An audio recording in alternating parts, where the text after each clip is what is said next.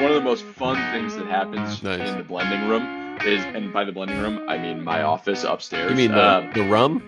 Yeah, in the room. Oh, Is they're there's this blending rum. Wow. They're They're blending blending rum at Found You're North. not blending rum. You have a blending room.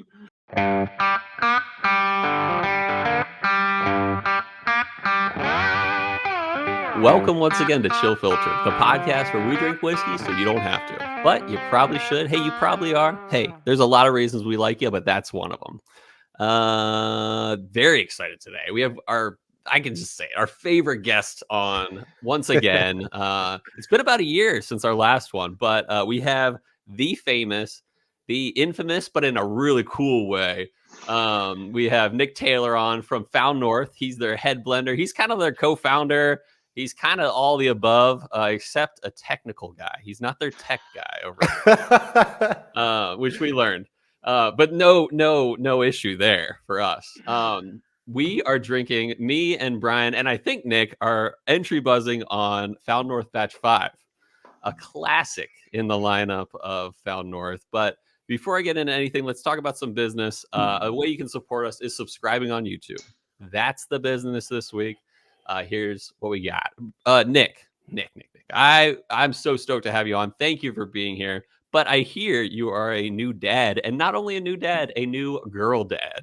Yes. Yeah. How's life? Yes. How's everything? Oh man. Well, first of all, thanks for having me back on. It's a delight to be back.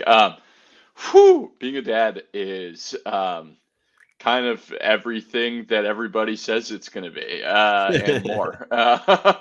Totally. The sleep thing is real. The sleep thing is very real. I've never functioned so well on so little sleep, Right. which is kind of cool, actually. I think the general big surprise for me about becoming a dad was, I don't know. I had this fear that like my life was already packed full and I had no time.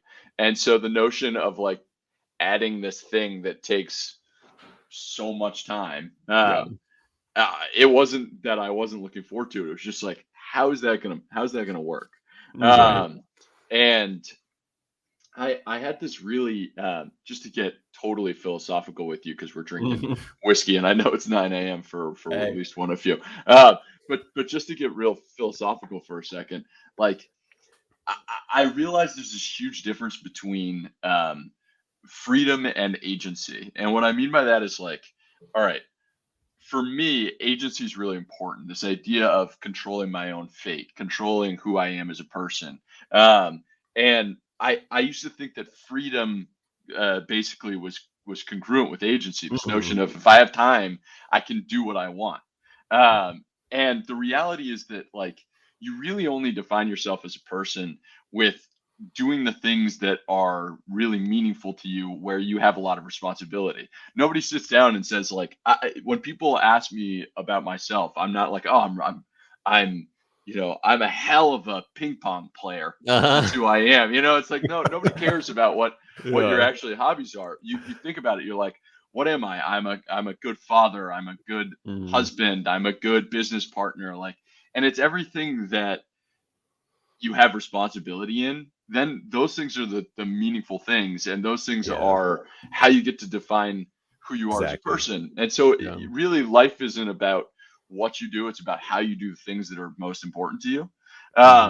And so I had this feeling that I was going to be sort of suffocated, and have no time and no freedom and therefore no agency. And it's been the exact opposite.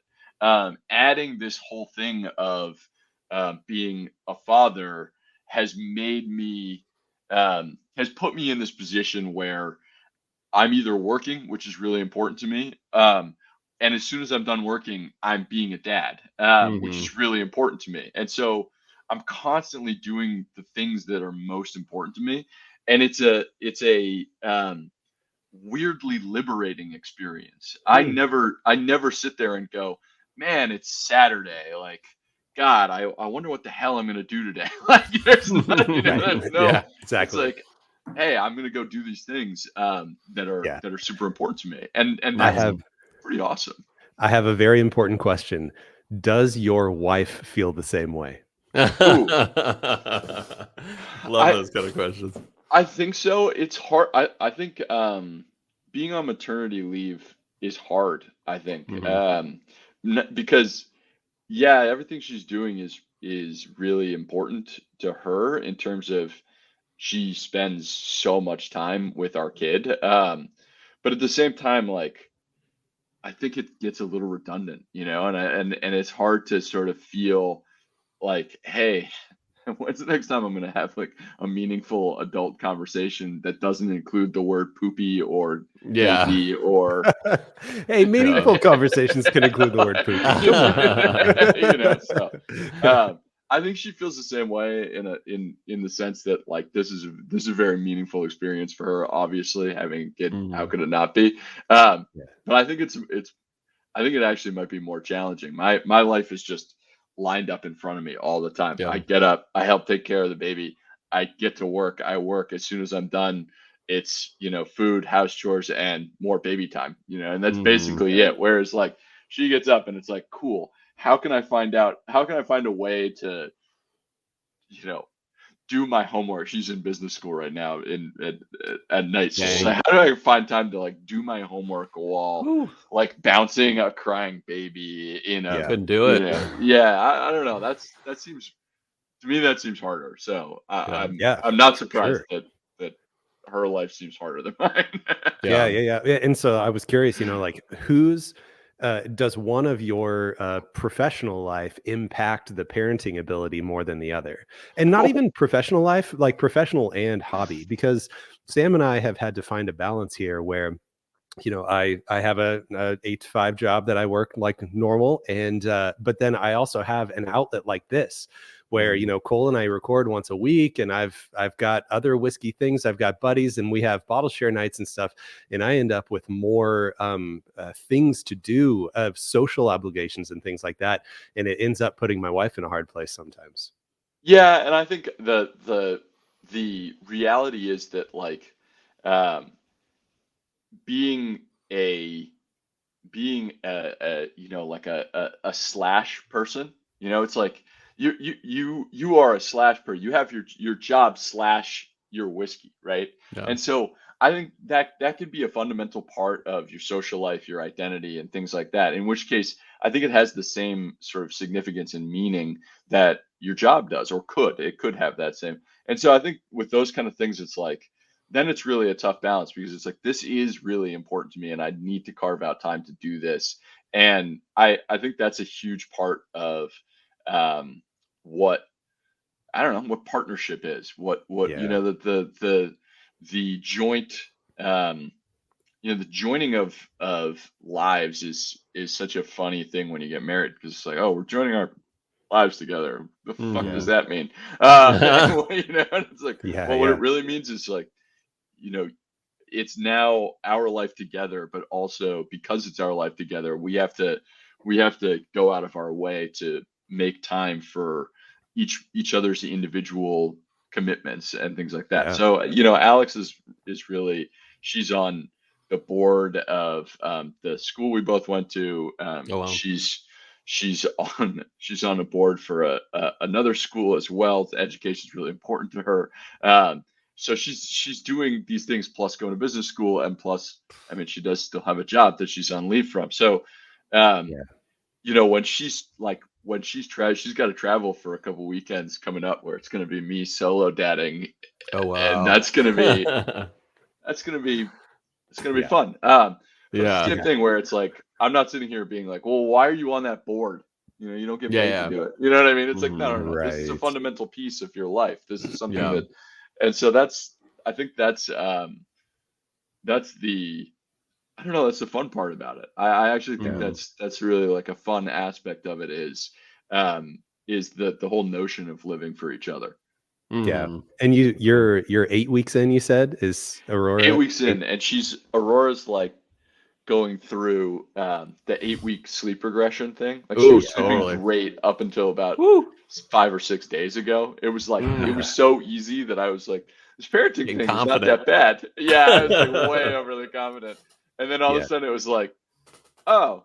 she's fussy for 2.5 hours before she Yeah. falls asleep. Then she wakes up every 15 minutes for an hour, and then she'll sleep for 4 hours. And so it's like Yeah.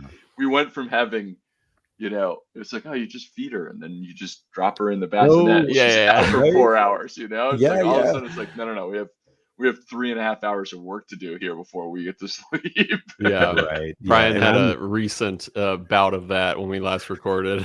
yeah, and I'm about a month ahead of you. So Emma is Oh. just past 3 months. Yeah. Yeah. Yeah. Just past 3 months. And we kind of did it to ourselves though. It was one of our first longer outings during the day. And so she ended up basically like missing a nap because she wasn't falling asleep in the car seat as we were driving around. And then by the time we got home, it took 2 hours to finally put her down. And I was like, she is never leaving the house again. No, that's fun. Sometimes I feel like the first 6 months was like SEAL training, or at least what I imagine SEAL training is. You like find your Yeah. limits mentally, especially.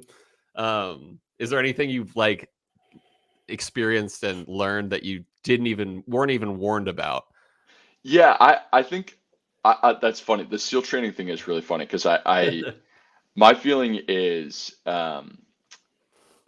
I guess I learned that there's a big difference between um, the the emotion of being cranky because you're tired and the actual physical being tired thing. Yeah. Um, there have been times where I'm like deliriously tired and yet in a very good mood because Yeah. even at 2:30 in the morning when I wish Aurora would go back to sleep, like she's just starting to sort of smile and then and so it's like Best. 6 to 2:30 8 weeks. Oh. screaming and I'm like, oh my god, and then I change her and as soon as she's done being changed, she's like, Oh. and you're just like, Yeah. this is awesome. I don't really care that I'm so tired. Right. Yeah. And that seems like a silly thing, but I think like um, the the perspective that's gained in having a kid, um, it's amazing how much more important my job is to me and how much more Mhm. important Found North is to me um, since I had a kid, which is crazy because I thought Found North was like the most important thing to me. I didn't It was your baby. feel, yeah, Yeah. and so there's this thing where there's a bit of uh, there's a bit of this notion of like it's not that important in the sense Yeah. of like from the day-to-day perspective, when whether the day is good or bad, no matter what Mhm. happens, like it's time to be a dad, and so you can Yeah. kind of Yeah. just put that aside. But at the same time, like I never realized how lucky I was to be pursuing something that is really meaningful to me as an entrepreneur, Mhm. having this job that I do with my brother, and um, where there's an alignment between whiskey and the whiskey community, and being a part of the whiskey community is something that's deeply important to me. And it took a long time, but Zach and I have made this into um, a career where you know I obviously do it full time, and I can pursue this thing that I'm really passionate about. Um, but all of that was and I'm doing it with my brother, which, like, I mean, Mhm. shit. Um, all of that was deeply meaningful to me um, before I had a kid, but now that I have one and I'm paying mortgage and I'm about to start paying daycare and whatever Totally. matter of months and all these Mhm. different things, it's like, oh, this thing that it would be great if it worked out. Now it's like it would not be great if it didn't work out. You know what I mean? Yeah. Like, Mhm. Right. there are a lot of there's a lot more riding on it. That's a good point. And so when I Yeah. wake up, or when I wake up and it's it's 8 a.m. and it's been a bad night of sleep. Um, Mhm. in the past, I think I would have gotten up and gotten to work and been like, oh man, I gotta fight through this feeling of ennui here. I Mhm. wish Yeah. I could just lay down and take a nap. I got to deal with all this supply planning and spreadsheets and stuff. Now it's like, all right, well, I didn't sleep much last night, but I get to do this thing that I really care about. and I don't really care that I'm tired. I'm in a good mood because I get to do this thing that I really care about. And so weirdly, I have less time, less energy, and I'm getting, I think, more done than I've ever gotten done in my life, which Nice. is Out of necessity. Yeah. out of kind of Yeah. a combination of necessity and perspective, right? Just That's this cool. idea of like, Found North is really fucking important to me. And right, it right or wrong, like um the right or wrong, like I'm going to drink today and that is my job. Yeah. And I get to do that, and then hopefully I can turn that into a meaningful and significant paycheck so that Yeah. Stable, yeah. yeah, Stable lifestyle. Yeah. Hey, I see the trajectory going in a positive direction. So. I think yeah, but Yeah, if sure. look, if like I don't know, if I had a kid 4 or 5 years ago, if I had a kid 8 years ago or 6 or 7 years ago, when whiskey was this sort of thing that I was passionate about, but it was just whiskey. I don't know, I might have tried to be a lawyer or do something a little Mhm. more stable. Yeah. Right. So again, like, lucky to be in a position where doing something that is truly meaningful to me also happens to be working and Yeah. gets to, my friends who have toddlers and 1-year-olds and newborns, like, they don't have the luxury to be like, you know what I'm going to do? I'm going to drop my current job and start a fantasy football website, or Yeah. whatever. Like, Right. my friends don't have that luxury, and I Yeah. only have that luxury because I happened to do it for 10 years before I had my first Totally. kid. Yeah. Mhm. Do you feel like there have been any impacts to your work due to being a dad now? I'm trying to offload more of the liquid work Nice. to the rest of the blending team. Yeah. They're fully capable of quality controlling barrels, knowing whether they're getting overcooked, and doing a lot of the blocking and tackling. You know what I mean? Like, a Yeah. lot of just like the critical. We need to get a pallet on this. I'm putting a lot more of that workload on them, simply because if Alex is going to class on Tuesday night, Yeah. I don't want to have had 3 whiskeys from noon to 5, Yeah. and then be in charge of my baby. I'm not going to do that. And Yeah. so, as much as I can do that, and as a result, I'm taking on more of the. Um, what's interesting is I'm taking on more of the I think the head blender role, and we may do a little title mix up in the beginning of the year and sort of change titles around a little bit, because Mhm. I've become much more of a supply planner. Mhm. So much as we get bigger, so much of the complexity of the whiskey making process is actually geared towards making sure we have the right stuff at the right time, which Yeah. requires like 18, 24 months of sort of Foresight. foresight. Yeah, Yeah. exactly. Thank Mhm. you. Yeah, foresight. Exactly. And we're getting to that point where we need to be planning out 2 years in advance everything we're Mhm. doing. And that requires a whole system for managing every single piece of this. And this was something that we were kind of generally tackling as a team. And as we get bigger, when there were 3 of us, it was just like everybody do everything. Yeah. Now we have someone who really should be mostly just focusing on commercial stuff. My brother really should continue and focus more of his role as the CEO and CFO, where he's doing our Mhm. finances and he's doing our overall broad reaching strategy and all of these things. And our blending team should be more broken up into, like, Phil should be doing quality control. Sammy should be doing much more of the blending and innovation, which he's incredibly good at. And I should be doing more of the long-term supply plan. So we're starting Mhm. to splinter into more designated roles, Yeah. which is a really cool transition for Found North, as well as if you're just interested in entrepreneurship and small businesses, it's kind of cool for us to see ourselves go from the crazy chaotic mayhem of just like, okay, now we're in release mode and everybody pitch in on copy and fucking everybody take photos this weekend. You know what I mean? Like, That's great. Right. like to more of a, hey, we need to stick to our agenda for the next 3 to 6 months, and we need to plan out our outlook for the next 12 to 14 months. And really that means, you know, your role needs to be not do 7 things kind of that you're doing 12% of your time on each of them. You should be spending 50% of your time doing this and 50% of your time doing that, and stop doing all of those things. So the operations of the business and the operations of the whiskey have fallen more under my purview, which actually is nice because I really shouldn't be drinking as much as I have in the past.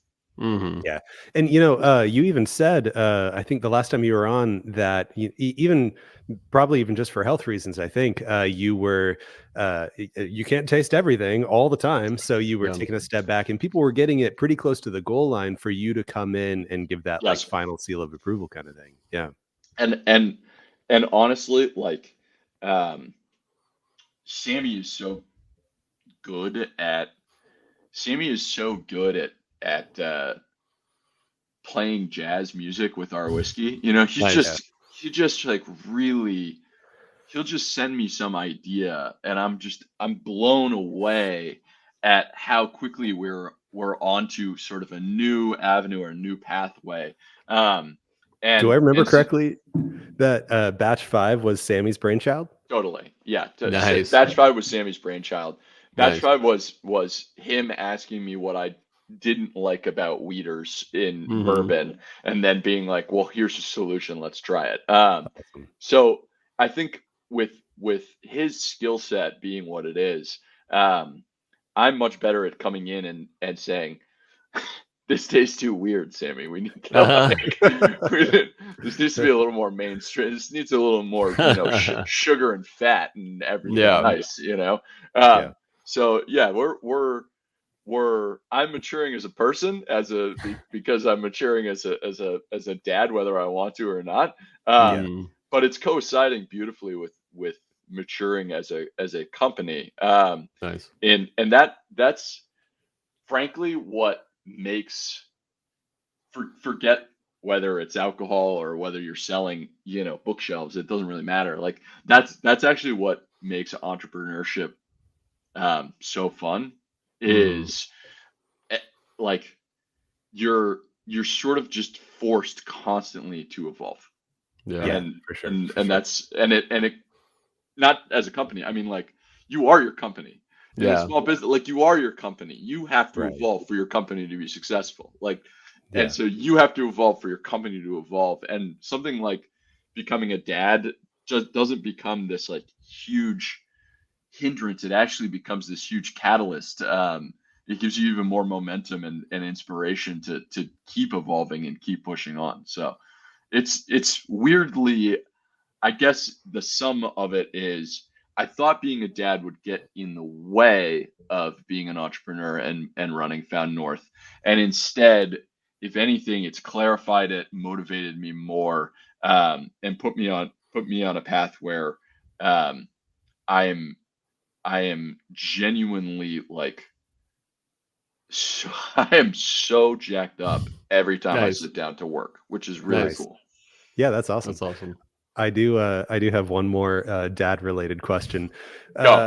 It's so funny. So I was in Maryland, Baltimore, and I was touring. Well, I didn't tour Sagamore. You toured. But I right. Yeah. Again with the tour versus tour thing.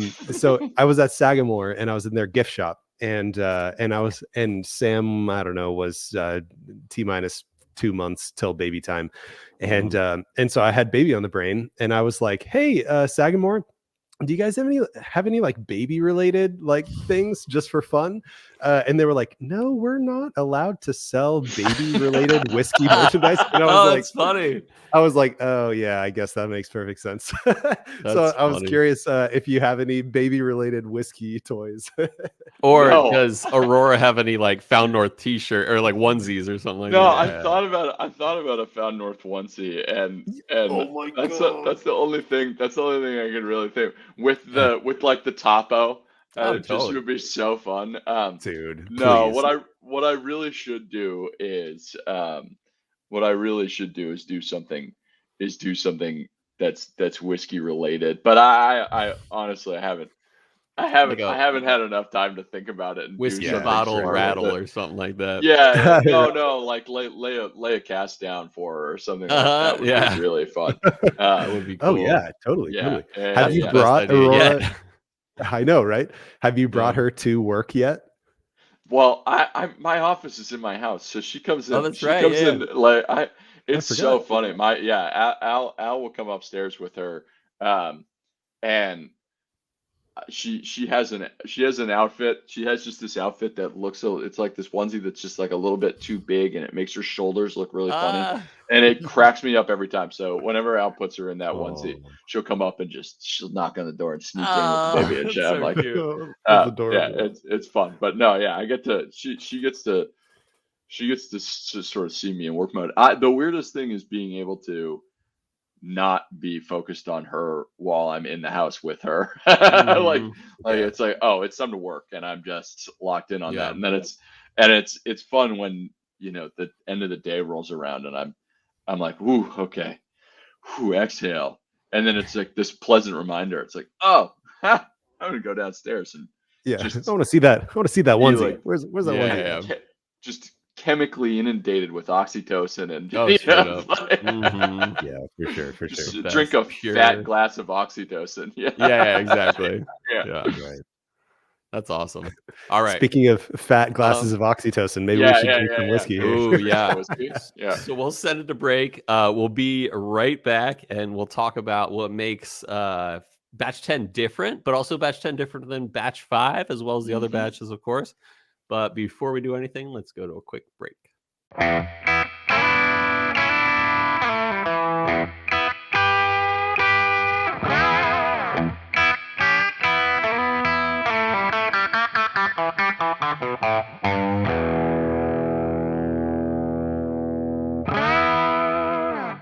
And we're back. What a nice break. It was a chill break. We had good times. We had good talks.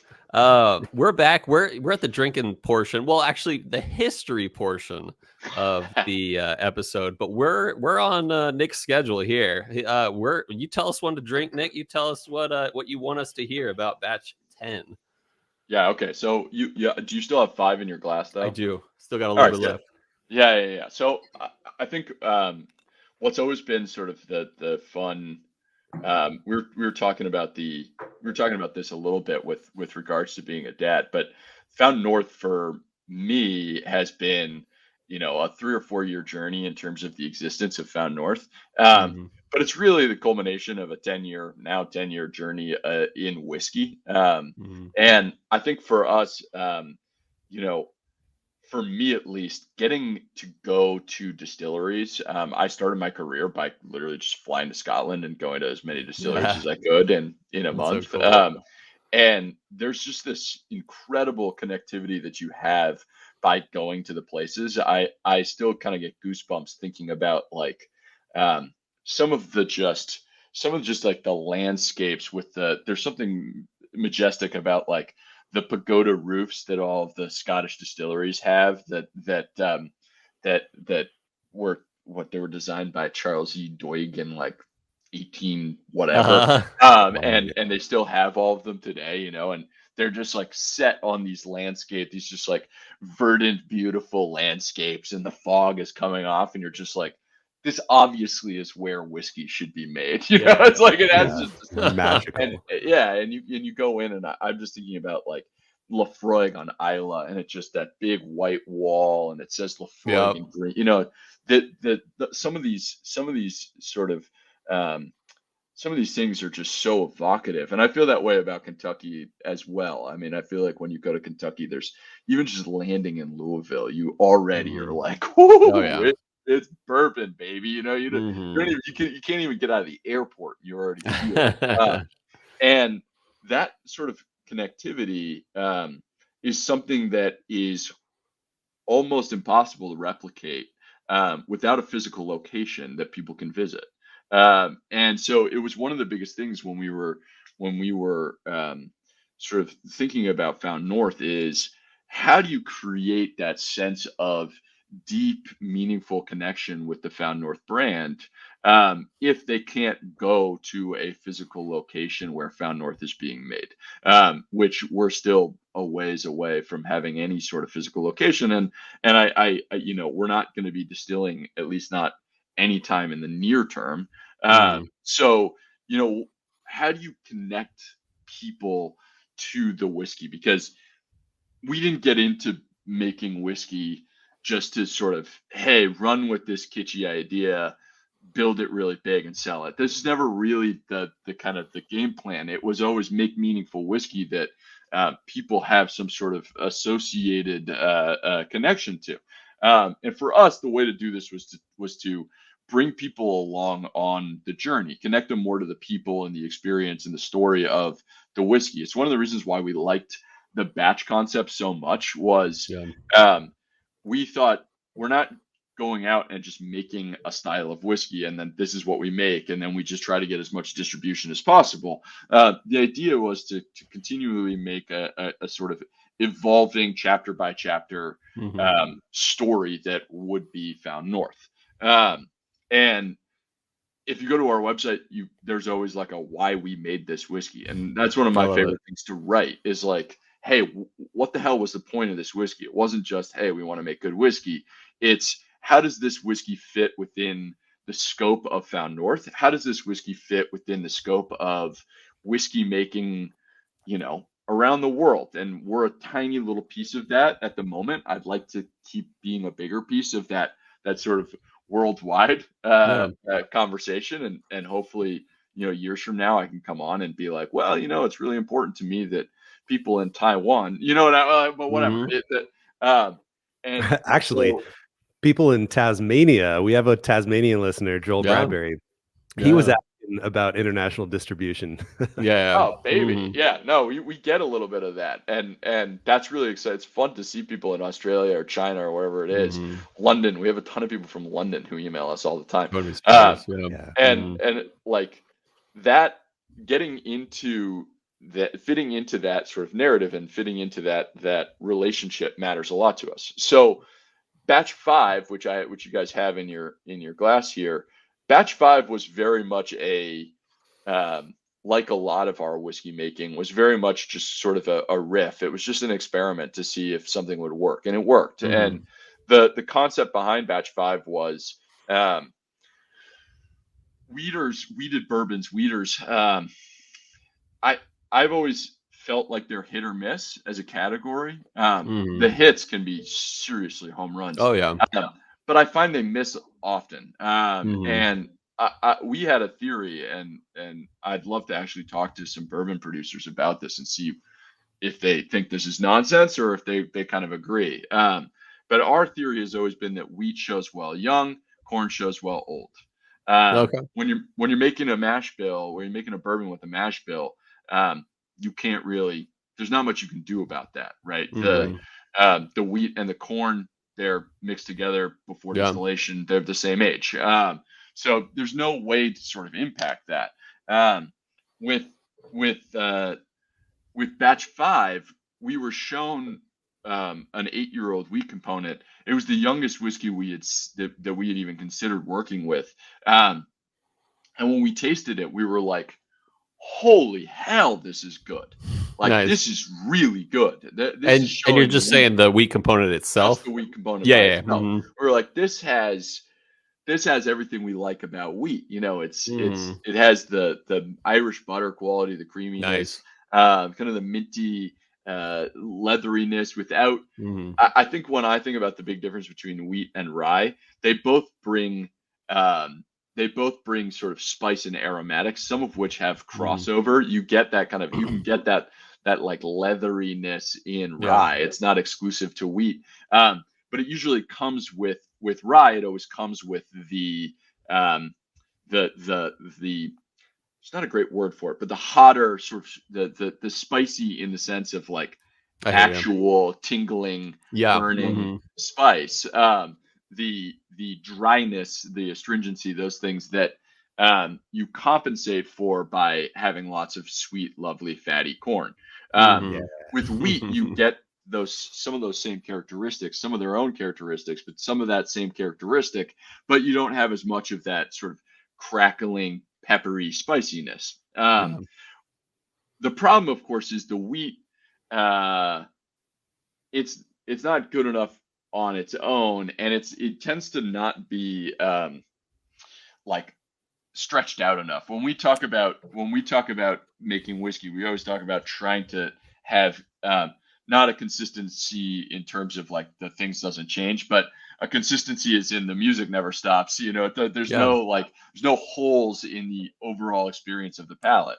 That's what I love about Found North. Now that you mention it, you like 1 to 10, it's got something to it.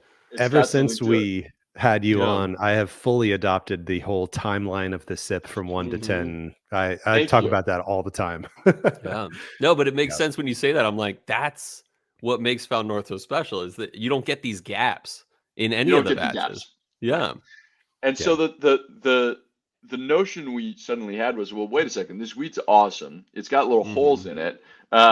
It's not stretched out the way we want it to be, but the flavors are explosive and really just like, I like to say, ebullient, like this bit, like almost like joyous and in your face. Nice. And so we said, okay, well, what if we took this really old corn that we have, and we just try them together, because the corn is like the bass guitar, you know, it's just, it's present, it's there, it holds the structure of the whole song together, you know. And that's that. I mean, it does other things. It's not just a filler, so to speak, but it really has this effect of stretching out the flavor profile and filling in a lot of those gaps. It was the easiest blend we've ever made. It took 3 test blends. We went 70% 21-year-old corn, 30% 8-year-old wheat. We loved that. We tried it at 75-25. We loved that. We split the difference, and we were like, we have it. We don't even need to blend. And this was batch 5. This is batch 5. Just 1 day of blending. I mean, that's great. Literally like, and after the first 4 batches had taken like years of work, it was pretty hilarious to just be like, funny. All right, here it is. So we made batch 5. Batch 5 was, I have so much more to say about batch 5, but just to provide the context, and then we can try batch 5. We talk a little bit more about it, but just the context. We made batch 5. When we made it, we got a lot of positive feedback on it. People want us to make it again or make another weeder. Well, we didn't have the right components to, 1, make something even as good as batch 5, and 2, the whole notion of this ongoing, evolving story. It's not just about the next chapter. It's also the story of how Found North is getting better at making whiskey. We don't have I mean, now we do, because we've been making whiskey for a while, but we didn't have a background in production, right? Like, none of us worked at a distillery. None of us worked on a blending team. None of us worked in quality control. Like, well, maybe Chris a little bit. One of the guys on our team that we hired at the beginning. But he wasn't around forever. But he wasn't around when we were making batch 5. And so, you know, the team has gotten better at working with Canadian whiskey, better at working with components that we're aging ourselves, better at blending in general. We've gotten better at doing these things. And so for us, if we're going to release something that is a throwback to something we've made in the past, it needs to be better. I mean, like, straight up, it needs to be better. We need to be 100% sure we're making something that's not only different, that's not only an iteration off of it, but something that we like to drink better. And so we've been working on batch 10 for a couple of years now. We every time we go to make a new batch, we try to make a weeder with the components that we've been working with. And every time we work on it, we go, it's not there. It's it. You Yeah. know, it's like it's not there, and I don't know that it can get there with the components as they currently stand. Uh-huh. And we had taken a bunch of wheat that was 6 years, almost 7 years old a couple of years ago, and we put it in new wood, and we recast it because we just weren't getting enough out of the wheat that we were getting from the original one that we used in batch 5. And so with um, batch 10, obviously we just released it because we believe we have the components and we believe we had the blend that takes what we did with batch 5 and really builds off of it and makes a better whiskey. Nice. So I'll pause there and let's actually drink 5 so you can see what Yeah. I'm talking about and see what we did and talk a little bit more about it. Yeah, I get a dusty leather cherry nose on 5. I was about to say cherry. Yeah. And dusty's a really good point too. Yeah. It's got that wheat red berry on the nose. Kind of classic. One of my favorite wheated bourbon components typically, and this is mostly pointing to the Weller line, but is like a nice green apple kind of sweetness. And that's apple is a huge note of Buffalo Trace in general. But then I try Bernheim, which is, you know, a wheat whiskey rather. And I don't always get those same notes. And I like how you were talking about building up, you know, batch 5 and being like, all right, we got this great wheat whiskey. We got to, like, you know, fill in those holes and stuff. And I kind of appreciate that whole story behind it. Yeah, go ahead. No, I forgot it. I love that because I think a lot of times when we think about blending or when people think about blending, there's a lot of thoughts of like compromise or hiding or you know, and we definitely, when we make blends, we certainly think about the structure from a like filling any gaps standpoint. But there's also a one of the reasons I love the music analogy so much is because tasting notes aren't cumulative. It's not just like a standalone thing. It's not just like, oh, this has this. That's what makes it great. In fact, the organization of those notes, how they are presented and with other notes, when they're presented with other notes dictates to it so much. And so the analogy is I always make is a chord. When you strum a chord, it's not just, oh, I'm playing 3 notes and I'm playing them at the same time. It's how they coalesce that creates almost its own new sound. And I think about that from a flavor standpoint as well. It's like, you know, peanut butter is great, jelly is great, but peanut butter and jelly is great in its own right. You know what I mean? That's like the most rudimentary, right? It's like the most rudimentary way. Peanut butter and jelly isn't great just because it has peanut butter and it has jelly. It's because the way that those two things synergy work together is synergistic. Exactly. And I think when you look like when you get that sort of lovely green apple note or really any fruit note in a good weeder, and you get it at the same time you get the caramel. It's like, hey, there's a reason why in fall season we take apples, we put them on sticks, and we dump them in caramel because they work so well together. And that's one of the things I really respect about Buffalo Trace. And it's certainly something that we value from a flavor standpoint when we're trying to make wheaters or whiskeys with wheat in them. Now, palate on 5. I feel like the wheat, you know, the thing about batch 5 is that it is the wheat one, or it was the wheat one. But still, I feel like the primary, please, I'd love to hear your take on this too. I don't care how wrong I am, but the corn is what provides the majority of the palate experience. And that wheat just kind of dances on top with a little bit of kind of a strawberry note for me, almost not a bright fresh strawberry that you might get from like a rye whiskey, but the corn provides the majority of that base, like you said. Late into the finish, though, I think the most unique thing and the most memorable thing for me about this whiskey is, again, very late into the finish, a almost pepperminty thing comes up as like an aftertaste. In what we've been calling the that emergence of a secondary or even like a tertiary flavor in the finish, or like almost after the finish, we call the resolve. Yeah, Nice. the mintiness from the wheat definitely shows up in the resolve, which is really, I think, really lovely. From a palate standpoint, and particularly like a textural standpoint, I think the fatty viscosity and the grippiness of batch 5 is very much the corn's doing. It's definitely the corn playing the bass of this whiskey for sure.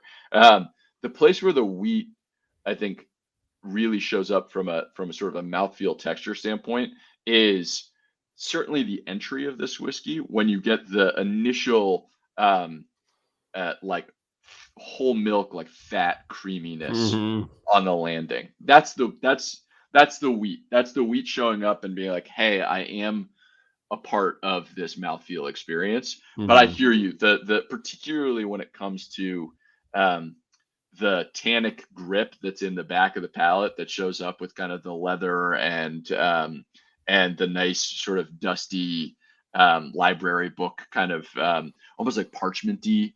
It's like Yeah. what you would imagine. I always imagine when I think of that flavor. It's really funny. I always think of like a um, a sea captain unrolling a scroll, like unrolling like a map that's like a scroll. I just imagine you'd get Mhm. this like poof of like whiskey dustiness from that, which Love probably it. isn't true, but it's just, I don't know why that's like whenever I think about the old library book flavor, I don't think of like my public library at my town. I Yeah. think of something Think from about like this ship on the sea. 1757, and Yeah. it's like, Right. we're three Love it. days into this journey across the Atlantic, and That's funny. And Nick we won't haven't stop seen the smelling our sun. scrolls. Yeah, we haven't seen the sun. We're trying to navigate by charts and and Nick keeps drinking and spilling whiskey on the map. It's like, that's what I imagine. So, One thing I love about batch 5 is when people say you think an 8-year wheat whiskey is not young. yeah, But it yeah, is young for Found North. Um, but what I love about it is that it's got the depth of flavor with the corn. I know the corn's very much involved, but it's a 20 year on the batch 5? 21 corn, year. 21 here. And but it is not in any way over oaked, which is beautiful about both components, is that like this is aged but not overdone in any way, which I love. Yeah, yeah, we don't. Yeah, that's another. I think like if I was going to try to explain to someone who really loves whiskey but is completely unfamiliar with Found North, Mhm. from just a like, where do you guys exist on the flavor map? It's like, Mhm. where does Found North exist on the flavor map?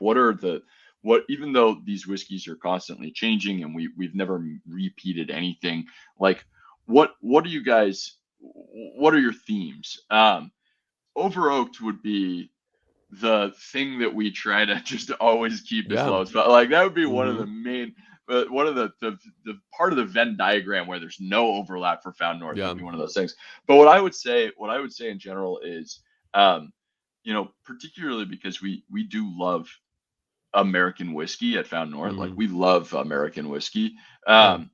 I think for us, we're constantly trying to take advantage and explore the flavor map of Canadian whiskey.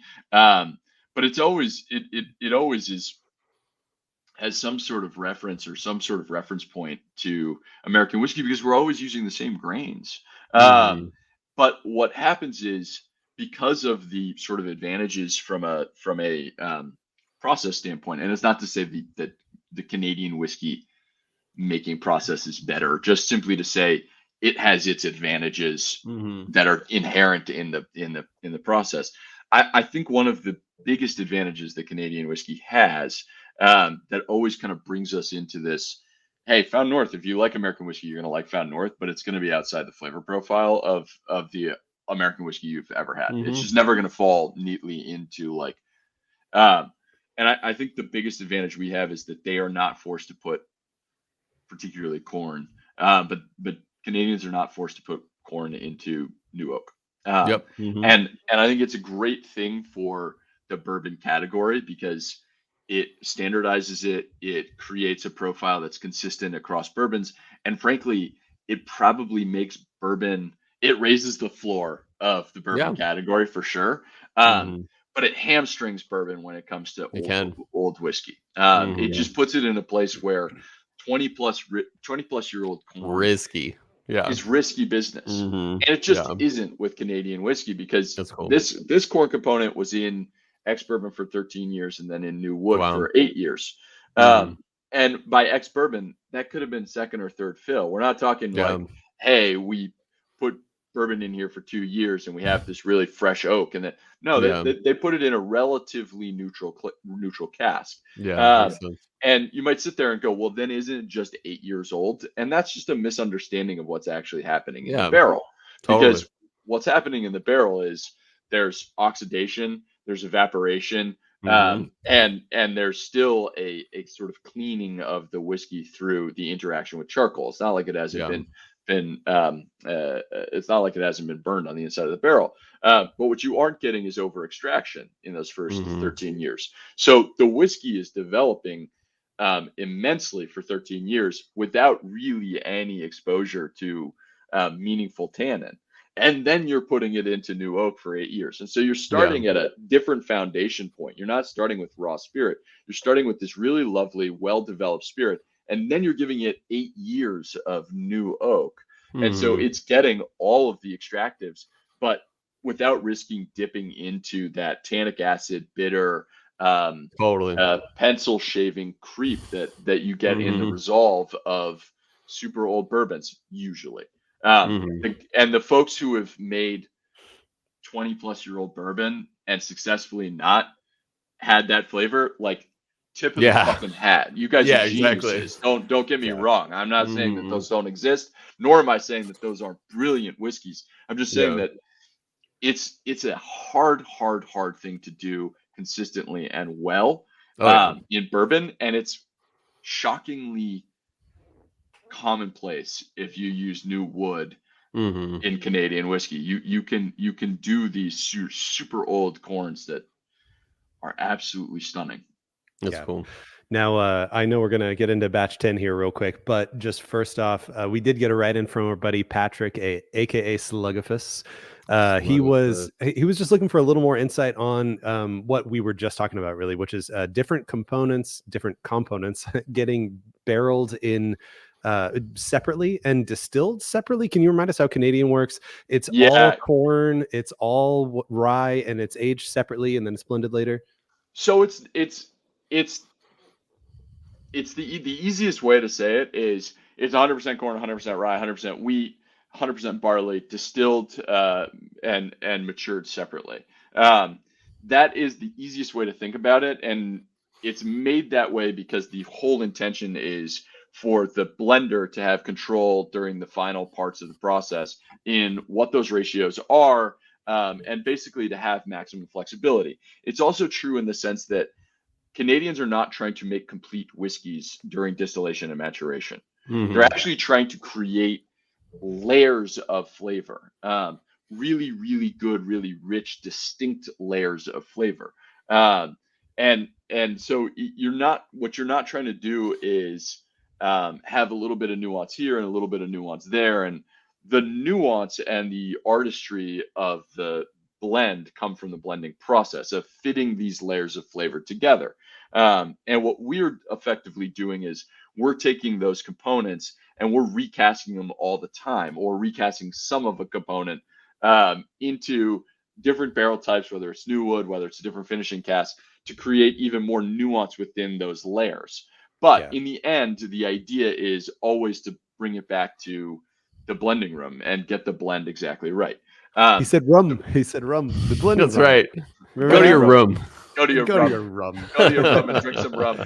No, so The difference, however, the reality, however, is oftentimes Canadians will actually mix grains a little bit. So they'll do Mm, like 93% rye and 7% yeah. barley or something Oh, like okay. that. Yeah. And we have bought components that are like weirdly like 50 Oh, like weird. 55% rye, 45% barley, and things Oh, like wow. that. Interesting. So there are weird components in there where they're doing stuff that where they're messing with the mash bill. Hmm. But again, that's not actually with the intention of creating a whiskey that has a fully rounded out, fully complete profile. Um, Yeah. if you take a single barrel of bourbon, because of the mash bill, like it's often can be kind of like a done whiskey, a complete whiskey in and of itself. That is Right. almost never the case with Canadian whiskey. Yeah. Hmm. Um, so, Now, so that's the difference. so I'm curious that, and actually the question I'm about to ask, I think has been on my like question list for every interview, and I'm finally getting to ask it now. I'm ready.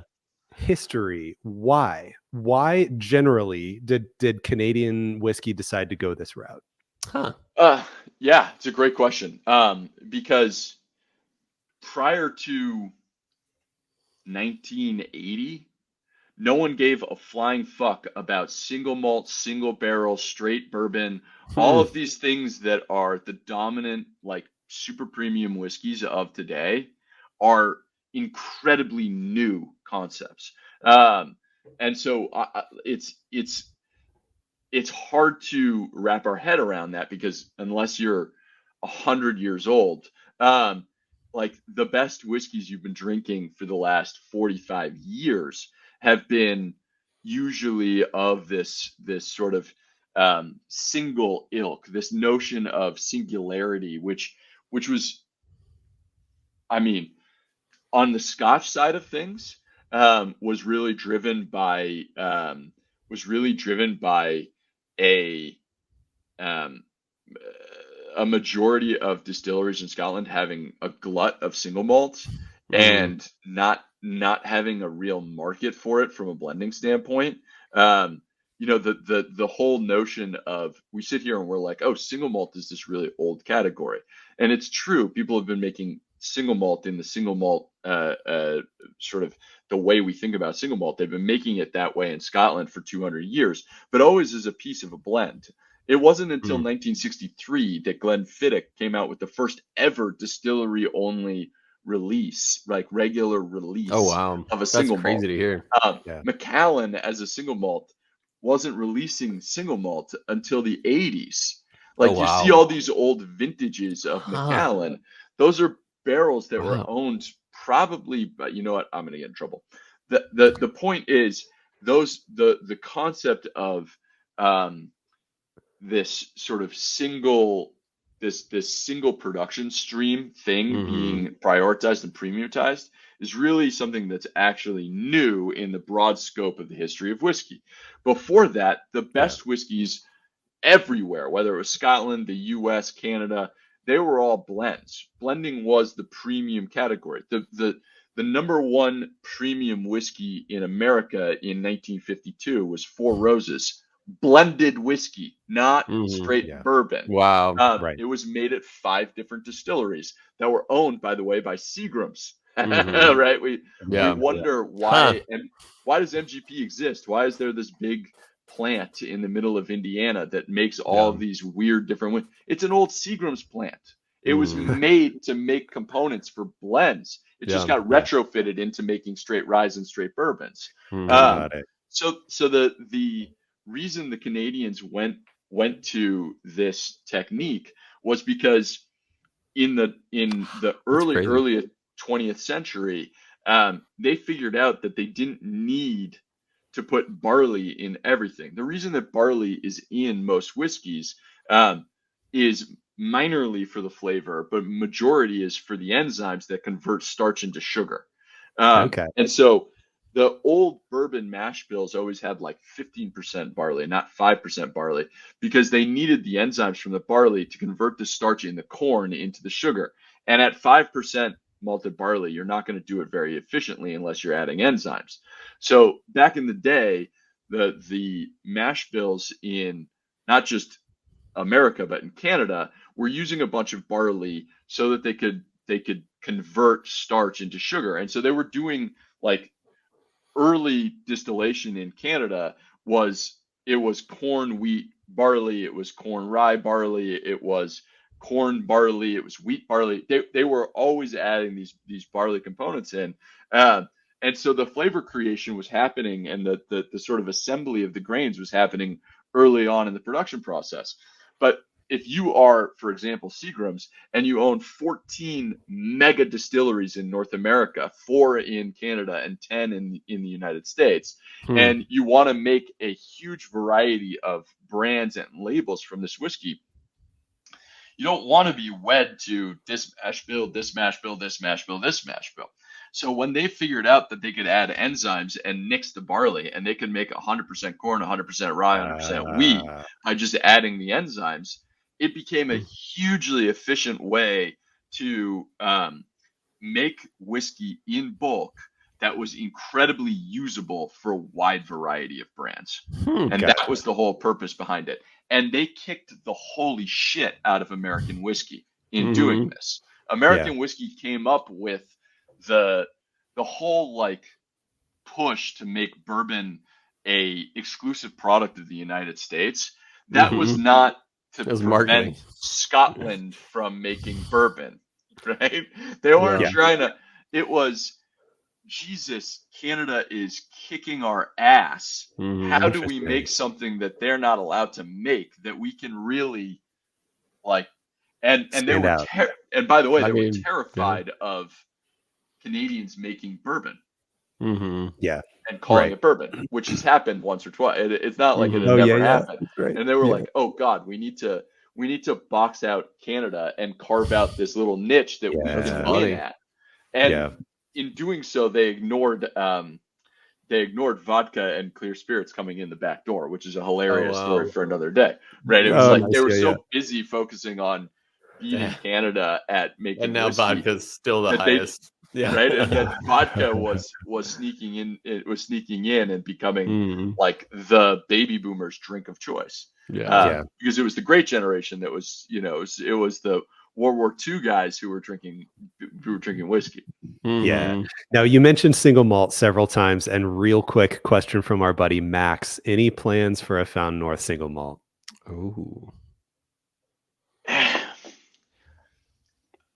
Well, we couldn't really be single malt.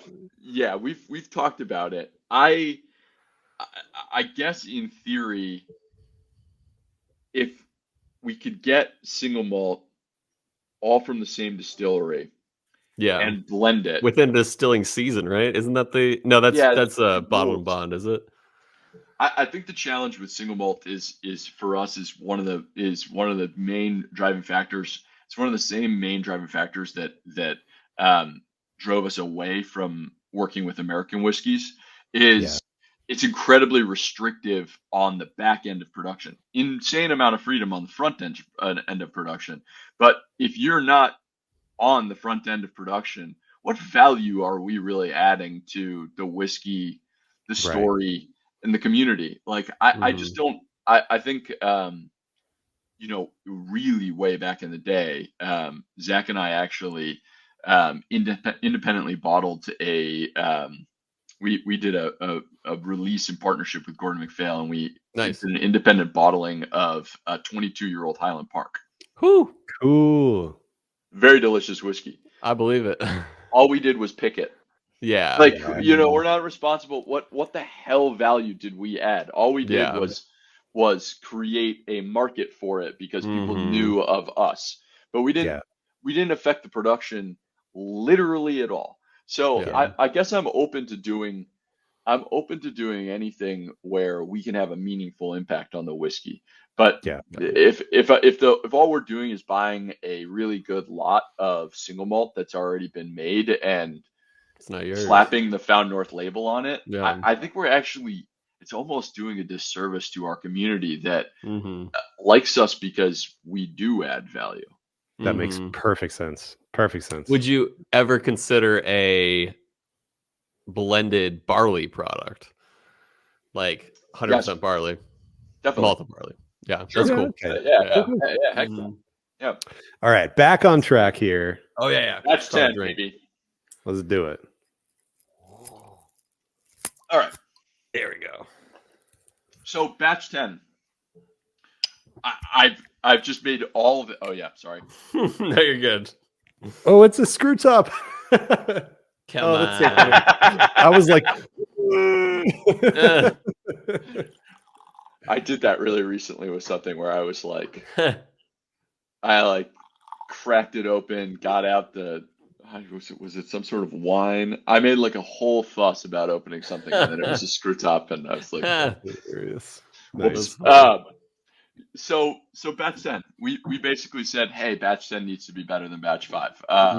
And we basically we've been working on this. We've been working on the barley we've been working on the barley for, I mean, Jesus, the wheat for a really long time. And it was giving us whiskey that we felt like was on par with batch 5, but not better than batch 5.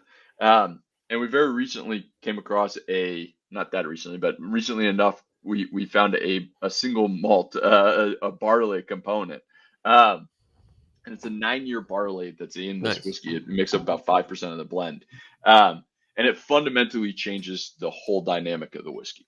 It was the point at which we were like, this is really worth finishing, because we've been working on 10 for a long time. We've been working, not that it had to be 10. We've been working on a successor. A successor. Yeah. And what the malted barley did was just added a completely new. It added some interesting flavor components, some interesting actual like flavors in the olfactory sense and the taste bud sense. But texturally, it completed the chord. It just added an entirely new resonant note. And where the wheat corn combination is this nice little dialogue between creamy and sort of fatty, the rich grain texture of malted barley and the grippiness of it just completely elevated the whiskey to a new level. So this is a blend of 66% corn. It's 3 different corn components. It's a 19-year corn that was aged in ex-bourbon that transferred into new oak. A 23-year-old corn that was in ex-bourbon transferred into new oak, and then a 23-year-old corn that was in ex-bourbon. That makes up 2/3 of the whiskey. That little triumvirate, and then there's 29% 8-year-old wheat that we finished for a couple years in New American Oak, and a 9-year-old malted barley component that was aged in New American Oak. Yeah, that's the guy. What is it, 61.9% or something like that? That is right. Yeah. Nailed it. Now remind me, the wheat component here, is it from the same distillate as batch 5? No. Totally new. Okay. Totally new. Cool. Totally I will say this: you beat batch 5. I mean, to be honest, it's not like above and beyond, but it is a very much like it's a noticeable, advance on batch 5. It's got this really nice sweetness that lingers on the tongue, and like that's almost like a mouthfeel note as opposed to like a tasting palate note. It's sharper in the sweetness is what I find. Not that that's a bad thing for batch 5 not being as sharp, but I love the sharpness. It is more brightly fruity as opposed to the other one. I find is more cherries, dark fruits, slightly apple, baked apple. This is much more fresh apple, if any apple is involved in this, and a little bit more bright berries on this. Not as much berries as we're getting on batch 8 and 9, for the record, which we don't expect from a wheat. whiskey No. or wheated. Especially those guys also have the unfair advantage of port and Madeira casks. Oh, totally. Like they're juicy Yeah. berries. Yeah. Yeah. So But this for me, is delicious. batch 5 had so much more of the creamy corn component going on, and more caramely, more That's dense, true. like Cole was saying. And batch 10 is by far way fruitier. It's way lighter on the nose and on the palate. Ooh, good Both. point. It's so much more about. It's a thinner palate, Ooh, but it is not thin to I me. don't agree. Totally fair. Tell Yeah, me, yeah, yeah. tell me No, more. no, no, no, no. I think I find batch 5 to be like a cream, certainly like a creamy palate. I get the really clear, particularly on the entry with batch 5. You taste batch 5 and it's Yeah. immediately like cream. But I think when I think of like the sweetness that you're talking about, cold, like getting kind of sticky and then really sort of seizing the palate. That's what I get with batch 10, where I think it just like it's actually really grippy. And that's what I think of. That's a good point. I guess I might not call that. It depends whether you call that thickness or if you just think of that as grip. I think with creaminess, like creaminess could be fattiness and therefore more viscosity, and maybe that makes it seem fatter versus thin. So I appreciate you throwing me a bone. Yeah. So no. So I because I think honestly, like communicating about whiskey is kind of one of the most fun parts of it. It's Totally. like For sure. what's your perception of this? So for me, I don't think of it as thin because I think it has so much grip and so much snap crackle pop. But I know what you mean in terms of like batch 5 is such a like it's not even Irish butter, it's liquefied Irish butter, but not, oh God, that would be mortifying. Like I would hate to actually drink Irish butter. But the creamy poppiness of it is almost like vanilla ice cream, whereas this is much more like seedy, sticky, singy. That's a really good point. Yeah. I like the grippy. I mean, of course, I was sipping it while you were talking about it being grippy, and I could just see exactly what you're talking about. The the word that I will anchor around is creaminess. I get less creaminess. You said vanilla ice cream or something like that. That's what I'm talking about with creaminess on batch 5. Totally. Batch 10, the fruitiness cuts through the creaminess for me, and it's totally grippy, like you said, and it makes the finish last a really long time. The flavor consistency is very consistent throughout thanks to that it's the consistency is the red berryness. It's that fruit. It is not a juicy jammy finished No. in port kind of fruit, but it is just kind of like a fresh berry note in the back that holds throughout the entire sip that I really like. I'm also getting like toffee much more on batch 10. And I get what you're saying with creamy, but for me, the creamy, it looks like those maraschino cherries that are like in the chocolate, but they're all, you bite into it and it's like creamy consistency. And it's not just like, you know how there's like two maraschino chocolate things. One's like not creamy and one's creamy. You know what I'm talking about? Yes. It's definitely the creamy one here. Well, no, I'm talking about batch 5. On batch 10, much more toffee. Toffee, much more chocolate, berries with semi-sweet that. chocolate. Yeah. Yeah, semi-sweet is Yeah. a really good point. Yeah. Yeah. And there's a little funky thing going on for me too. I'm not sure if it's tobacco or what, but there's a very slight earthiness that just like grounds it for me towards the end of the sip. Totally the barley. That's good. 100% barley. That Nice. is the barley showing through. I had to. Oh yeah, good idea. Just to find out. I had to eat a little crow on the 5% malted barley.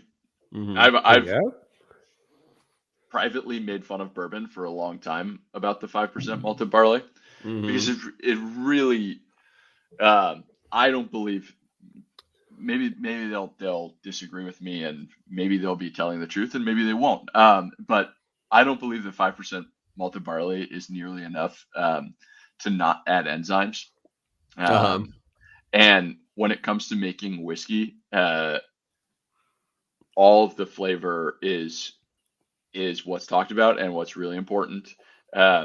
But from a profitability standpoint and from a like we need to keep the lights on standpoint, efficiency is the game. They taught everything is efficiency, efficiency, efficiency. There's a reason that very few people talk about the grain, and it's because the grain often is changing based on what they're getting from an efficiency standpoint. So if the grain if the grain from this farm is getting a 10% higher starch content than the grain from this farm, they don't care that they don't care if they've used this one in the Interesting. past. They want the 10% extra starch because it's 10% more alcohol, which is 10% more profitability. Like it really cascades dramatically through the whole process. So if you're using 5% malted barley and therefore weren't converting 20% of the starch into sugar, no one's signing off on that. No deal. No Interesting. way. Because they'd be losing so much money. And so one of the dirty secrets of the bourbon industry is that a lot of these guys are adding enzymes. I remember you saying that. Yeah. And they don't want to talk about it because the non-additives thing Yeah. is such a hard conversation to have. It's like, well, no, we didn't add anything. Well, it's like, well, what about the enzymes? And it's like, that's not an additive. That's after the process. This is happening in the beginning. It was like, well, aren't you adding? And it's like, and that's one of the exhausting things, frankly, about making bourbon is it's got such a like purified heritage where it's like we got to be really careful about what we say here. And so the crow that I need to eat is I've always said you're just putting the 5% barley in there because you don't want to talk about the added enzymes. But the reality is that we added 5% barley to this and it completely changed the flavor. So anytime that I've said that, I sound like an asshole because I then went ahead and added 5% malted barley and I'm like, oh shit, that makes the flavor and the texture completely adds a whole new dynamic to the whiskey. And I've been basically not been giving due credit to the actual flavor side of this on the bourbon end of things. So now I got to know, and I want to know how that decision was made, because you were obviously vehemently against the idea of this, and like what happened? Was it truly for batch 10? Did you eat crow just for batch 10 here? And like, and how did you get to the point where you were like, F it, let's just add 5% malted barley? I honestly, I identified my hypocrisy after the after the fact. No, I was like, please tell me it was Sammy. Actually, please tell me. No. This one I get credit for. The malted barley was my idea. We were working on the blend, and I had tasted the barley component and just said, Jesus, this is adding so much, and it's adding things that simply by being barley, it's just not the same as the corn, the wheat, and the rye we're getting. It's adding a whole new dynamic. But a 9-year-old malted barley, it was like, the hell are we gonna do with this? Are we gonna like? Because the reality is we could. Don't tempt me, but I don't really want to put a 9-year-old malted barley in a otherwise 19-year-old batch. And it's like there is a reality grounded in, even though the malted barley, by the way, is more expensive than everything else. So like it would make our costs higher to put it into a 19-year-old batch. But I can't charge the same thing if I put a 9-year age statement on it. I just and I have a baby to feed. No, it's like it makes sense though. There's a degree to which it was like, what the hell are we gonna do with this? And it was at that point that I was like, hey, this issue that I've felt that we've been having with all of the weeded test blends we've been making? Like, what if we just tried adding some of this really rich, interesting barley component into the wheat. And we tried it, and it's one of the most fun things that happens Nice. in the blending room and by the blending room, I mean my office upstairs. You mean the rum? Yeah, in the room. Oh, they're blending rum. Wow. They're They're blending rum at Found You're North. not blending rum. You have a blending room. Oh, so funny. So one of the funniest things that happens is like we're making these test blends, and you can imagine if we make 25 test blends in a day, Yeah. that'd be too many. If we make 18 test blends in a day, which would be about the max we do, we can go an entire day where every time the three of us taste it, we're like, okay. Yeah. All right, that's doing this differently. That's interesting. So it's increasing this, but we're losing too much of the And then once out of every 18, often you get this reaction. And for people who are listening and not watching on YouTube, sorry. But basically we'll get this reaction where there's three of us who are all in a room and it's like this. It's like, it's like all of a sudden we're like, all of us are just looking at each other like, you see what just happened there? Like, holy shit. And it before anyone says anything, there's eye contact that is legitimately, it's just like, oh, we've got it. We've fucking got it. Yeah. And that's what happened with the barley, where it was just like, oh, that's great. Does something completely new and awesome. And now we have to solve for this whiskey because we have it. And it's always fun to call my brother because we'll have like 4 or 5 days where he's not involved at all, and 4 or 5 days where it's like, how's it going? And we're like, we're working. And then I get to call him, and it's been a day of drinking, and I'm like, Zach, we fucking figured it out. He's like, yes, thank you. For the love of God. I love it. Just been waiting here for you. And I'm like, oh no, we nailed it today. That's great. It's awesome. a good day. Yeah. Speaking of, okay, so we joked about blending rum, but I got to shout out our friend of the podcast, your drinking buddy. He had a hilarious question for you. So when is Found South, the tequila line, coming out? Ooh. I heard that one before. When tequila makers make better stuff? No, I'm kidding. No, I actually I really like tequila. I wish I had like the liver capacity to add tequila to my. I would really enjoy tequila. I've had some awesome aged like super aged. Nice extra Went to Nejos. Seca, like man, you can get some really beautiful tequilas, and I love the the agriculture component of tequila actually matters. That the agave and the piña is such a it's such a fundamental piece of the actual final flavor, which is just brutally not the case with whiskey. And it's just like it's like the worst part of whiskey is it's one of the funniest parts of whiskey where it's like this really isn't an agriculturally driven product. It's not the way wine is, not the way tequila is. It does matter, but it's just not something that most distilleries are solving for. There are some amazing exceptions. Whiskey Acres. If you haven't had the Whiskey Acres guys on your show, you should. They're doing some of the coolest little distillery in Illinois that's doing some of the coolest work in the country right now. But Max, our buddy Max lives in Illinois. Maybe he knows what's up with that. They are. We've been up there. We've been up there a couple times, and they're doing from a let's actually make the farming component of this important.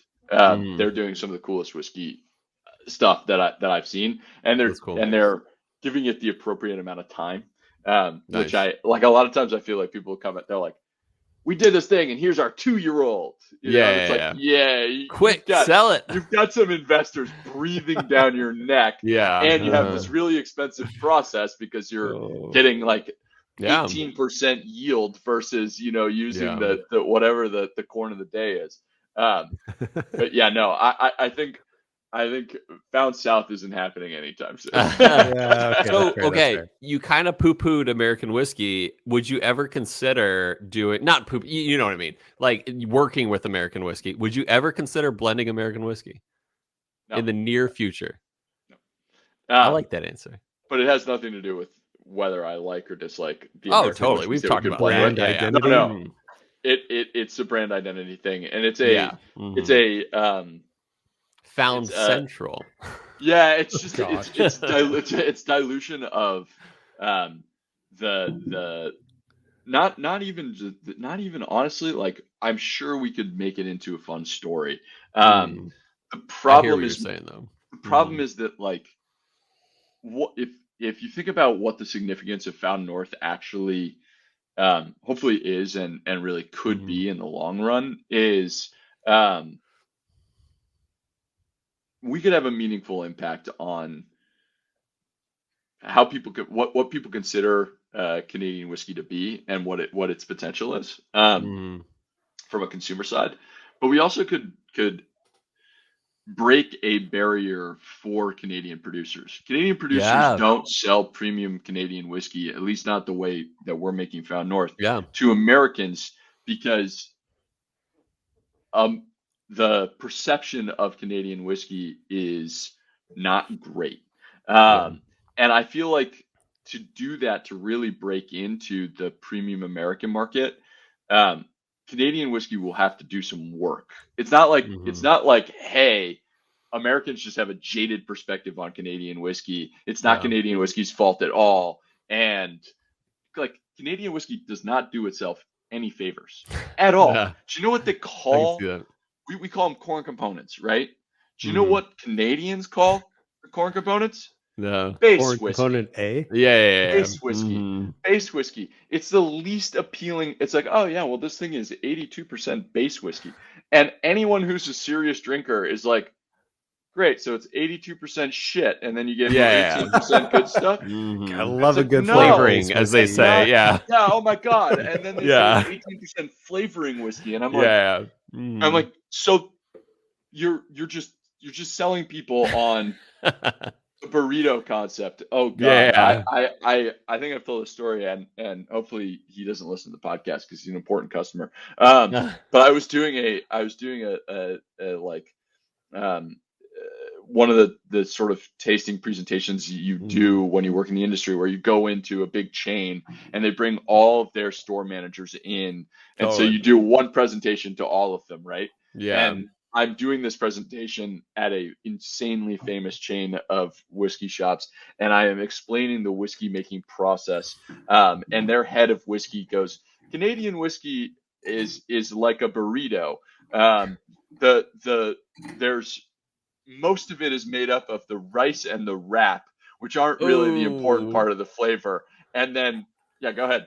And then, and then the flavoring whiskey is like the the beans and the da, da, da. And I was just like, I'm gonna kill you because it's such an Like, inaccurate. get out, It's just like nerd. you are Uh, missing the boat so much, and it's just it has to do That's with this amazing. obsession that we have as a drinking community to like yeah. quantify things. It's like, oh, Yeah. it's this proof, or it's this ppms of smokiness, Yeah. or it's this many congeners, and it's like Yeah. the the the again, music, it's just the best. It's just the absolute Yeah. best analogy. Music, you don't sit here and go, um, this music has the most notes, so it's the Mhm. best. Like Yeah. they played in 16/15 timing Yeah. at this Exactly. tempo, and therefore it is the best. You don't Yeah. quantify music. The You complexity is insane. right. Yeah. The complexity is insane. They use a million different notes and 47 Yeah. different keys. You know, you'd be Yeah. like, what? No, that's just What am a I listening to? jamboree of Tool? crap. Yeah. Yeah. That's exactly what I was Hey, thinking. no, no, but so it's one of those things where it's like Canada hasn't done itself any favors with No. Yeah. premium drinkers in the U.S. Um, Mhm. but part of the reason they don't try is Because they're because killing it. perception, they're killing it selling Yeah. volume, and the perception of their premium stuff Yeah. is not worth the time and energy Makes that sense. it would take to really adjust. And I think if Found North can be what we want it to be, um, you know, I think there might be a demand from American consumers to see better premium Canadian whiskeys hitting the U.S. market, Yeah. and that's significant. And the second that we start blending either American whiskey or blending American whiskey into our Canadian blends, we dilute all of that messaging, and Yeah. We just neuter our own ability to have that actual meaningful impact on the category. Yeah. Yeah. Gotcha. I have three things real quick. Go. Because we're closing in on time. First is, do you still respond to all the emails? Yeah. What a baller. Well, I Thing do it for or this guy. somebody else does it. Yeah, Well, it's He's all like- taken care of though. we don't miss emails. Yeah, no, I love Yeah, that. And Nick's like- if you listener have a question you want to ask Found North, Nick Taylor will probably be the one answering it. I'm probably opening myself up to a disaster here, but someone very nicely Mhm. won a bottle of Found North in our most recent sort Yeah. of release lottery, and she emailed and said, you know, would you mind signing my bottle? Ooh. And of course, I can't sign the bottle. Oh, It's yeah. the Yeah, production. yeah. It's already like Mhm. Yeah. long gone. I don't live 4 feet from production where I can be like, Yeah. oh yeah, this one. Mhm. Nor am I in the retailer being like, hey, this is the bottle that's going to this person. It's completely Exactly. impossible. Yeah. So I can't do it. So I emailed her and said, sorry, I can't do it. And then I took out my Found North stationery and wrote her a nice personal note and mailed it to her Nice. house. Like, we do this. We're What a baller. That's we're lovely. nuts yeah. about interacting with our customers. I love Like, that. Well, And, and yeah. nowadays you're Mhm. probably on Saturday morning when you wake up and you go through all your emails, you're using one hand because you're holding a baby in the other Yeah. hand. I have been in that place. Yes. That's great. Before I'm gonna send it to Brian for any last questions, but before I do, Nick, please tell our listeners rather, how they can get a bottle. I know it's a little late for the lottery, and I assume that's what you're doing for batch 11 and potentially the next high altitude release. But tell us how our listeners can find themselves some more Found North. Yeah, I mean, I think the if you're looking for batch 10, our store locator is pretty up to date. So if you That's go cool. Found North Whiskey and you just click on find a store, it's one of the top whatever. It's one of the top Yeah. one of the top calls to action. Yeah. We do our best to keep that thing up to date. I always recommend calling stores before you ask them if they have any Found North. Cool. Don't God, don't go into a store. Oh, it's on the store locator. The guy's like, I sold all of my whiskey from Yeah. Found North like Right. 4 Yeah, months yeah. ago. Yeah, you're Yeah. like, I drove like- 2 hours to get here. Yeah, Yeah, give him exactly. a call. Jesus. Mhm. Nick said. Yeah. No, definitely give a call first. So if you're looking for batch 10, your best bet is going to be to find it at a store. Mhm. And that's the sort of unfortunate nature of the beast right now. However, we just introduced a new lottery system. It's a necessary evil for us. I'd rather just Totally. be able to get everybody who wants a bottle of Found North a bottle of Found North. We Mhm. didn't set up to like create chapters in a story and then not Yeah. let you read certain chapters. Yeah. That was Yeah. never the idea. But unfortunately, like with batch 10, for example, we laid the 8-year-old wheat into new wood 2 years ago when nobody Yeah. knew who the hell Found North was, except for maybe you guys. Like people Yeah. didn't really know who Found North was. Well, at the time. not 2 years So- ago. So Yeah, no, I so it's know, like right? we Can't take credit for that one. we're trying to increase the batch size, but we're basically cool. doing it. We're in a lag, right? Where Yeah. it's like, oh, great, yeah, the whiskey. Again, this is why my job is getting so much more towards like supply planning. Totally. But our best solution has been to introduce a lottery, which went really well. We were really happy with how it went. Weeds out bad actors, and the Yeah. other thing we've tried to do is reward people for participating. So Nice.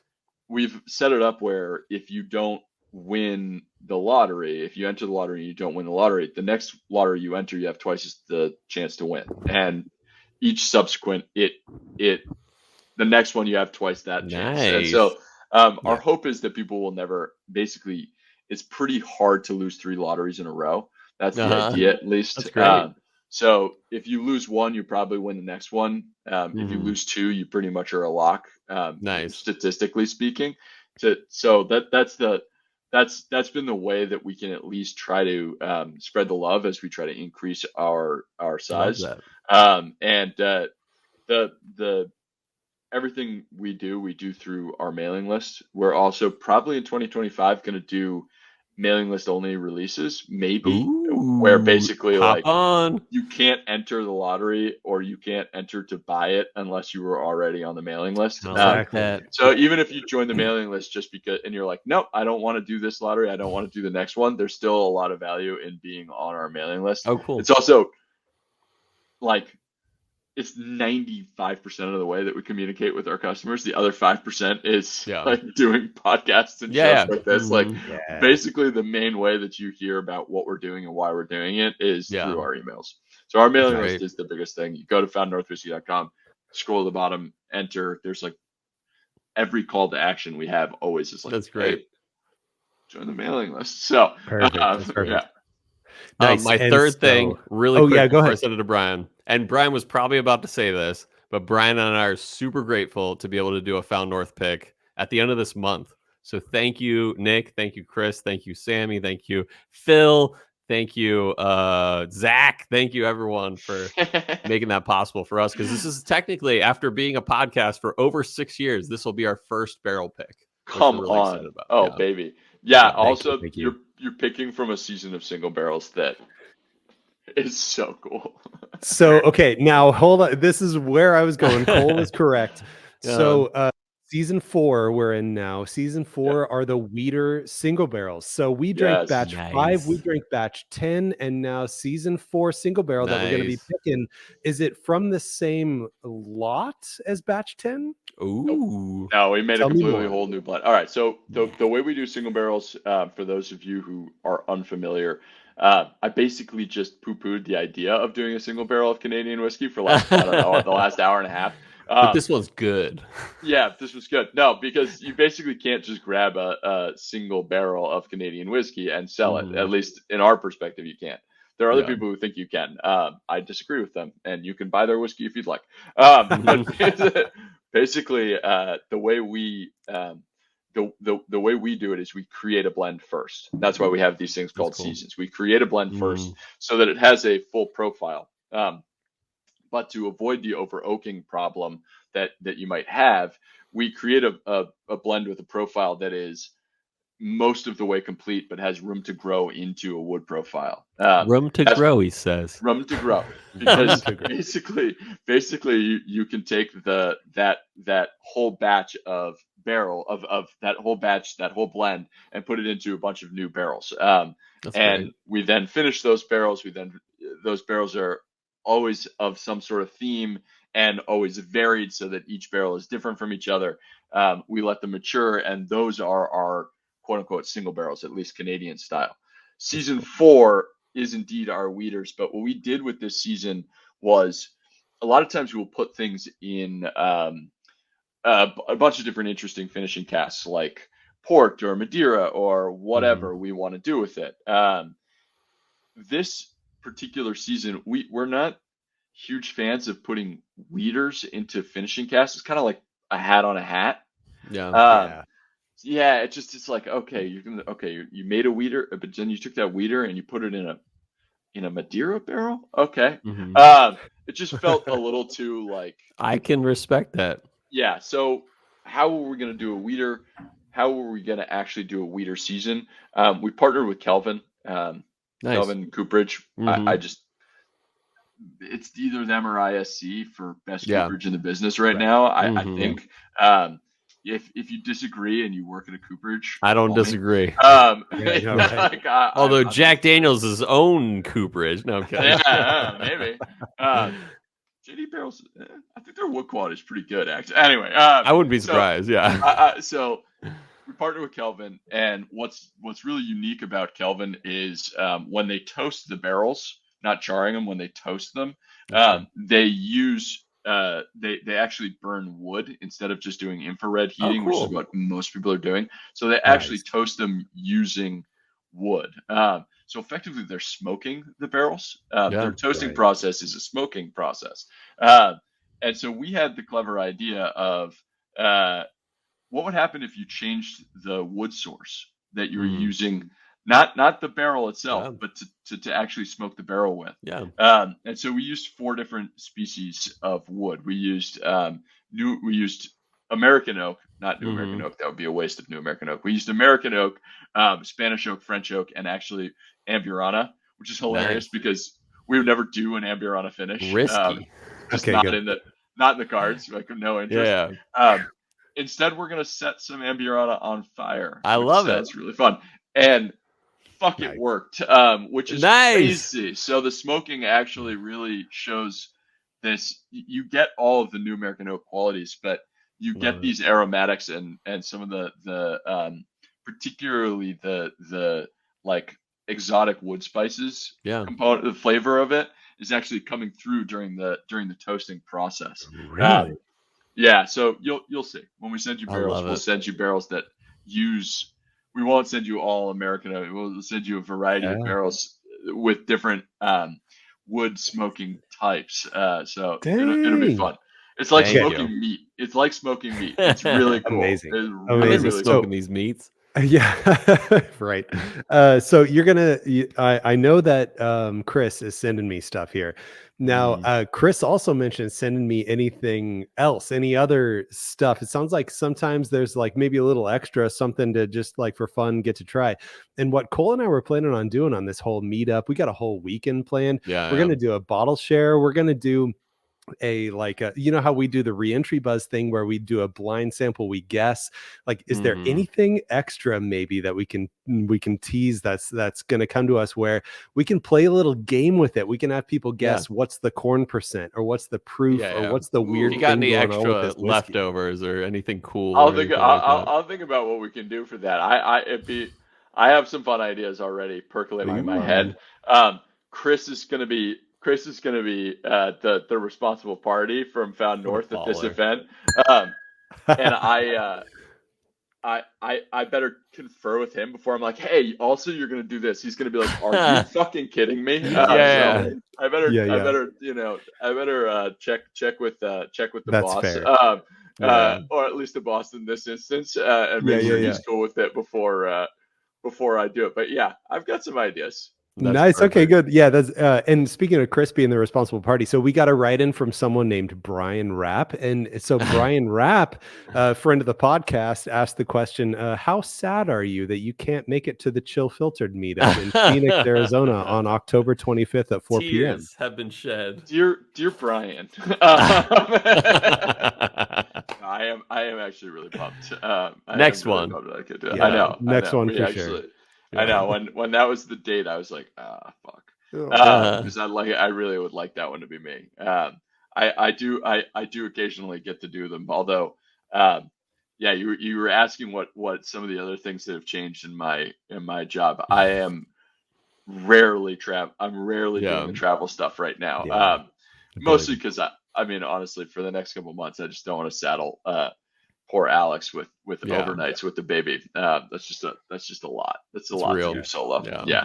Yeah. For sure. But next year she'll be sleeping through the night, and I'll be on the Nice. road again. So that'll be fun. Nice. That sounds Perfect. good to Perfect. us. I think I have like 3 one-day trips planned this year. I mean, it'll like Oh dang. I've almost O&D. I'm usually gone for like 8 of the 13 weeks. You know what I mean? I'm usually Yeah. Right. pounding the pavement, and Yeah. getting in everywhere I can. And this year it's like 6 days. You know? Yeah. yeah. No, yeah. Yeah. But tell Chris we really appreciate him coming out, and we're really stoked to Chris is For be able sure. to do this. Yeah. So Chris is like, it's funny because it's like, hey, Nick, the head blender, yay.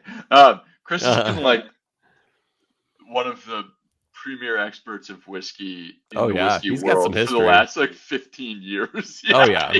I know, Yeah. right? He was the youngest keeper of the Quaith. Like Chris Yeah. Chris is like, he's a Yeah. Harriet Watt trained whiskey expert. Like Yeah. Chris, Love it. yeah.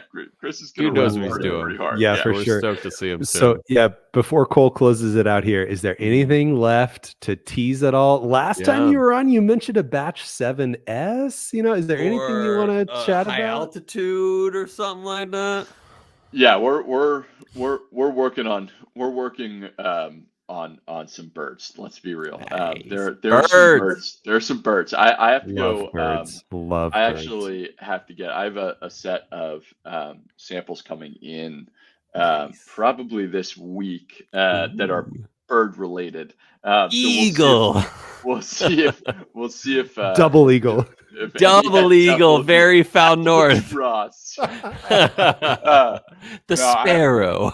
I was talking to my friends has some Italian family that came in, and they were like, "Oh, would you do one of your birds for like an international release?" And I was like, "What's the like national bird of Italy?" And they were like, "The pigeon." And I was like, "Oh God, no, we're not going to make the cut. Not the high altitude release. The low altitude release. Yeah, exactly. We've joked about like, when we do the high altitude collection, we don't use all of the barrels. Sometimes one of the barrels goes sour. We had just one that just got sulfured, and it was like, oh, and it's just sitting there in our warehouse. We're never going to use it. Pigeon. And we thought about, we've joked about taking all of the reject barrels that we've made at Found North, vatting them, and just releasing the Found North pigeon. That's that's amazing. We're not going to do that. Nobody. No. That's what you're saying. sending. No. To the At least I know what's filter not going to happen next. Yeah. That is not what's happening next. That's great. No, we're stoked. Thank you, Nick, for joining us. Thanks for having me. Being our favorite guest, because that's the fun thing. Is like we can have guest distillers, blenders on, and it can be, and it's always a good time. We always have a good time, but like, we just keep asking questions, and you are stoked to answer them, and we love that about you. And we love your passion. We love your experience, and just your entrepreneurship of what you're doing with Found North. We're stoked to be a part of, at least sharing your guys' name and your story. So thank you for being on once again. That means a lot. Let Brian, either one of you guys. Yeah. No, I'm all good. I really appreciate you answering all my questions, putting up with the shout outs to write-ins. We didn't even get to all the write-ins. We could have had an hour more of content, but we got to cut it short. So thank you to everyone who wrote in with questions and everything. Super, super appreciate it. Maybe next time. Yeah. Awesome. Thanks, Nick. Any last words about Found North or anything like that? No, man. Thank you guys. Thanks for having me. Always a pleasure. We look forward to having you on again. So I hope you guys had a good time. Hope you guys will find yourself a batch 10 of Found North.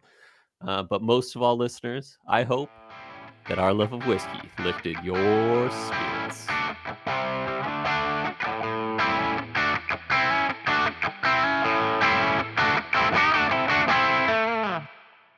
And then I get to call him, and it's been a day of drinking, and I'm like, Zach,